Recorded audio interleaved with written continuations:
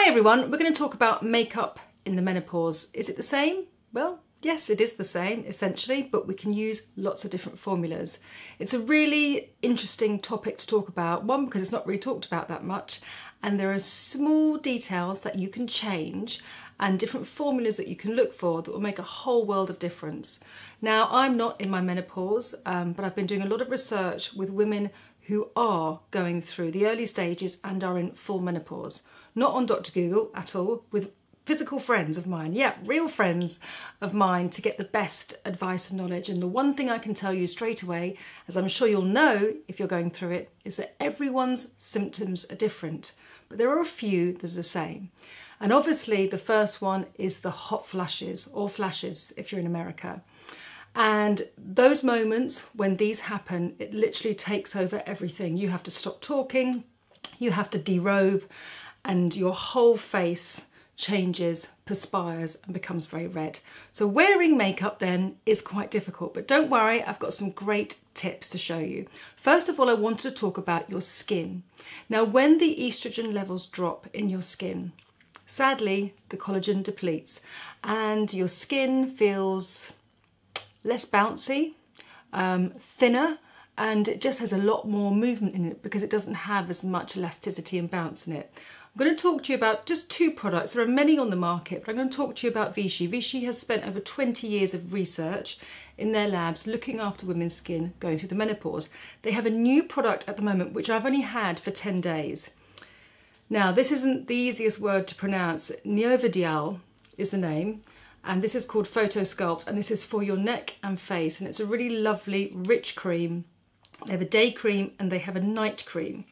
Now, I'm going to keep this top line because I'm not a scientist and I'm not going to pretend that I am, because I think portraying really important, correct information is key. And if you like these products, or you like the look of these products, then it's totally up to you to go and research a little bit further. But Vichy claim that these products will act like a corset to your skin. They are so rich, I've got nothing on my skin obviously, they are so rich and hydrating that on my skin, which is not menopausal, so I really can't honestly tell you whether it will make a difference, but the people who have got testing it at the moment are really, really enjoying it, and they say their skin feels so hydrated. Your skin might start to become a little bit oilier, so you might be really struggling with that. So you probably wouldn't want something that really hydrates your skin. You would want to use something like salicylic acid with a little bit of hyaluronic, because the salicylic acid will remove all the oil from your pores, and the hyaluronic will hydrate your skin without making it feel excessively hydrated. The other company I want you to have a look at is Veneffect. It's run by two sisters, one who's been in the beauty industry for 20 years and one who's a gynecologist. And their whole focus of their brand is what happens when the estrogen levels drop in your skin. Your skin becomes a little bit dull, lackluster. And they've created these photoestrogens that mimic estrogen in your skin to make your skin look as lovely as it does on your best day. So this could be just when you're going through your period normally, but also, obviously, when you're going through the menopause. So there's two brands that specifically target the formulations of their products to women's skin who's lacking in estrogen. And that will happen, but it'd be different for each person. The one thing, and I've said it many times before, is that when you're hydrating your skin, make sure you exfoliate it. And that doesn't have to be something that is scratching at your skin like a physical exfoliant. It can just be a very simple AHA. You can buy them anywhere. Use them on a cotton pad all over your skin before you moisturise, and that will allow the products to really sit well in your skin. Your skin might become a little bit irritated. It might become very sensitive. So just go easy on it, but make sure you exfoliate and hydrate so that when you put your makeup on, your skin just allows the makeup to look radiant and fresh. So before you start your makeup, make sure that you've got a lovely lightweight SPF on your skin. I love the ones by La Roche-Posay, but there are hundreds of great SPFs to sit under makeup. Just to start, as my primer, I'm going to use a brightening CC serum, and this is by Terry. And I'm just going to use this just on the outer areas of my skin, not on the centre panel because I'll naturally have a little bit of oil there throughout the day, but just on the outside perimeter of my skin, just to give myself a glow. Now, is it worth putting on foundation when you get a hot flush? Why not? and I have the best one for you. This is Clinique Super Fit Foundation. Now, if you're a makeup lover and you know the packaging, you'll know that it's actually a workout makeup. I mean, who wears makeup when they go to the gym? I know it's a new thing, but I definitely don't. Comes in a little squeezy pot like this, super easy to put on, but this is such a lovely formula. It feels like silk going onto your skin, and it creates this sort of soft matrix over your skin so that when you perspire, it allows your skin to perspire, it doesn't block your skin, it doesn't feel heavy, and when your skin temperature has dropped and your skin's calmed down, guess what? It's still there, and it just softens the redness in your skin. I haven't used a brush for this at all, I'm just using my fingers because it's so silky. I came across this when I was working with a lot of women that were going through chemotherapy and having the hot flushes, and it was a massive hit. Okay, so this shade is, let me just check, it's light, and I'm just going to use my Look Good Feel Better foundation brush just to make sure the application is seamless, but it honestly feels so light. So if you're one of those people who don't like to wear foundation purely because of the feel of it, that's a perfect one. Now, concealer wise, this is a great one. Water Weight Concealer by MAC. Now, a little bit goes a long way, so when you use the dropper, just make sure that you only need a tiny, tiny, tiny little bit like that. Now I'm just going to apply this to the darker areas. Now this has got such a great capacity to lighten those darker areas of my face without, one, sitting in the lines, and two, without looking heavy. And again, this will last. I mean, if you got caught in a rain shower, for instance, a really heavy downpour, as long as you didn't touch your face or you just patted your face, your skin would look exactly the same. I like to use this for weddings or for big shoots if we're on a beach, because it just really lasts on the model's skin, and it's such a great formula. And those two products together, I can't tell you, are really lightweight and really, really good. Now I will say, with powder, if you need powder, I would use a translucent powder. A translucent powder means a powder with no colour, because when you do perspire and you've got a coloured powder, sometimes the pigment in the powder gathers and collects on the skin, and it then looks a little bit grubby. So this one is Angelique, and it smells of rose. It's beautiful and it's super light. I love rose. Just going to apply that with my brush. Now I don't need that much powder because my skin's dry, but I will take it just over where I use the concealer, just so that it sets there. These are really beautiful liquid brushes. It's by actually a friend of mine. He's called Daniel Sandler. He's a makeup artist, and he created these beautiful watercolours in their liquid blush. So they act like a stain on the skin. And that's also really nice because you want the colour to last, basically. And because you might be feeling a little bit sallow, a little bit sort of grey, it's lovely to use pinky tones, warm pinky tones, just to kind of give your complexion a little bit of a lift. But if you're feeling that your skin has become very sensitive, a slight hint of rosacea, or you're really struggling with an inflamed skin, then either use a very nudie blush to just neutralise that redness, or a peachy blush. Don't go in to use the pink. But because I'm not very pink in my skin, I'm just going to demonstrate with this shade. I'm going to take my foundation brush, because I know I'm not going to use it again, and I'm just going to blend that in together so it just migrates beautifully with that foundation, so everything just looks natural and fresh. Okay, so moving on to eyebrows, there is one product that I absolutely love, and again, it's going to last for up to 2 days, and I've got terrible brows. I've got really patchy brows. I must use some growth products on them. I just keep forgetting. Wonderbrow. Wonderbrow is a great product.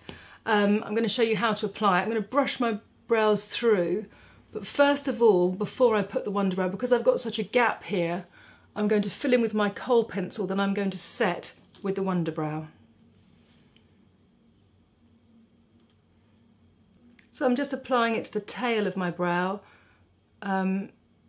it's more of a personal thing for me because I just don't like the thinness of it, and my brows are set high, so I just tend to take it down a little bit, but the Wonder Brow will set it beautifully. So the Wonder Brow comes, this is blonde, I think this colour is yes, blonde. And what I suggest you do is really push the bristles together, and then you can just go through your brow and pick up the colour onto your brows like that. I have had so many people come up to me and say, thank you so much for recommending this brow product. It's brilliant.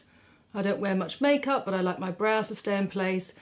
And I trust you, you will have to scrub this product off if you want to get it off every night. And that's still lovely and natural, but if I was going to have a hot sweat, and once my skin had calmed down, just to have your brows and your skin in place just makes such a difference. You know, going through the menopause is a real struggle physically and mentally. And when the estrogen drops, you can feel very low. A couple of my friends have been feeling very low. They lose their confidence, they forget who they are, I suppose, very simply, and they feel vulnerable. Everything is changing, nothing is feeling the same, and they're looking in the mirror and they don't feel themselves. That doesn't last forever and it does change. But let me tell you, just having a few little products that you can change in your makeup bag, whether it's to boost your skin or to just reframe your eyes, can make a really big difference to your confidence, so give it a go. For the eyes, as we get older, we all need to have structure. So that's lashes, bit of definition on the lid, maybe a bit of definition around the mouth and brows, but keep it simple, keep it soft, no hard lines. So I'm going to go in with an old favourite of mine, which is the Kiko 04. This is a long wear cream eyeshadow. I love this colour because it's quite dark. And I'm going to use the darkness just around along my lash line, as if I was doing a big, chunky, uneven liner. I'm going to spread it out, so don't worry. The reason I'm doing this is I want to show you how to migrate the colour again, how to push the colour from here upwards so you get a nice dollop of pigment right in between those lashes. And that will give you lovely structure to your eye without being overpowered by an eyeliner. I'm just going to blend in with my MAC brush. So it's so pretty. And as I blend, those little sparkles come out. So what was a messy liner now becomes a nice smudgy shadow, which I'm just going to push into this area here, because that brings out my socket. And I love the sparkles, and when that hits the light, it's really, really delicate. And sparkles make you happy. Now you have to be quick when you do this product because it dries, but that's what we want because we want it to last, especially if you find that your eyes are a little bit more watery as well. And we're going to finish with some waterproof mascara. I'm going to be using Max Factor's 2000 Calorie, which is a bristle brush, and it gives a lovely soft natural eyelash. I mean, most of us double cleanse, and if you don't double cleanse, start double cleansing, because the cleaner you can get your skin, the better the products that you're using. The expensive products that you're buying and putting on your skin can absorb so much better. So as your first cleanse, use an oil, which will take off the waterproof mascara, and then use a cream. I'm just going to add a little bit to the lower lashes too. Great, and if you're feeling tired too, just add a little bit of highlighter on the inner corner of your eyes. And it doesn't really matter about the colour of your skin, whether you've got Asian, black, Caucasian skin. All our skins will react very differently, but they will react in a different way because our estrogen is lowering. Now, for lips, I'm going to do something really soft and pretty, and I'm going to use a Rimmel lip liner. Now, this is a really lovely colour, this one. Yes, 011 Spice. And I'm just going to use it to redefine my lip line very slightly, and then I'm going to fill the lips in. Such a pretty natural colour, this. So this is the lip colour I'm going to use. It's called Sugar Coral. It's a tinted lip colour by a company called Fresh, and I just love these colours. as you can see, it's well used. It's got an SPF of 15 in it too. It's really, really hydrating. And if you find that your skin is feeling a little bit sallow, or you're finding that you're a little bit tired, add colour to your skin. The darker the skin, the richer the colour.